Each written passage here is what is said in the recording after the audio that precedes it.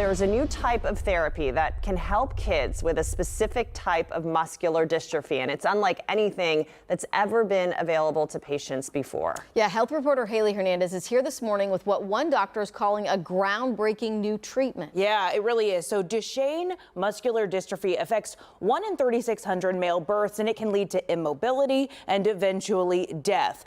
But I met a family from Spring whose 4-year-old boy Carter became the first in Houston to receive this new type of therapy at Texas Children's Hospital that gives them hope he may never lose the ability to walk. Show me your big Hulk muscles. Look at that. Wow. Curtis and Kristen Summers said they realized their son Carter had muscular dystrophy at 18 months old. When he was 18 months, he wasn't pulling up. The diagnosis was devastating. Kristen said it was even hard to go home and be in his nursery, knowing her son may never grow up to play those sports decorating the walls around them. I mean, you just don't imagine having a child and that the diagnosis is they may be in a wheelchair by the time they're 10 or 12 and they might not live past 20. So it was hard to walk into his nursery because it was just like everything that we imagined felt crushed.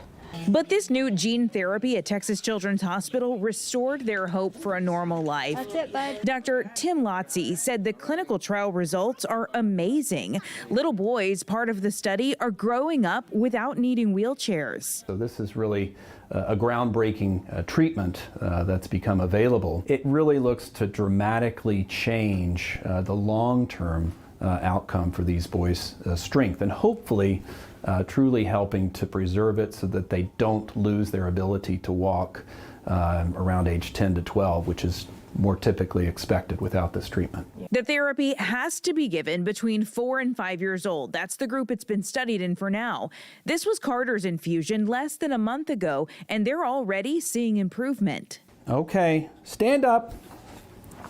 Upsy daisy, super fast. So this therapy may have intervened in Carter right on time. We hope that he never sees a wheelchair. We hope that his heart function stays healthy. And unlike previous patients with Duchenne's, these are finally realistic hopes for the future of patients.